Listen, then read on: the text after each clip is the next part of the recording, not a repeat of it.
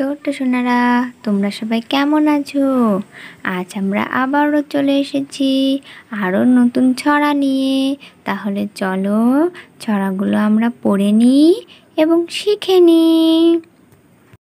বাবুরাম সাপুড়ে। সুকুমার রায়। বাবুরাম সাপুড়ে, কোথা যাস বাপুরে?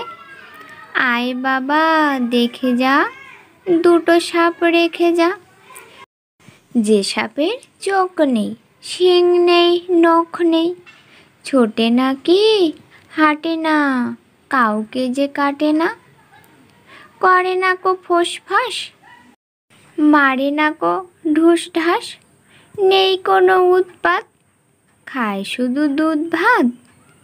সেই সাপ জ্যান্ত গোটা দুই আনতো, তেড়ে মেরে ডান্ডা করে দিই ঠান্ডা।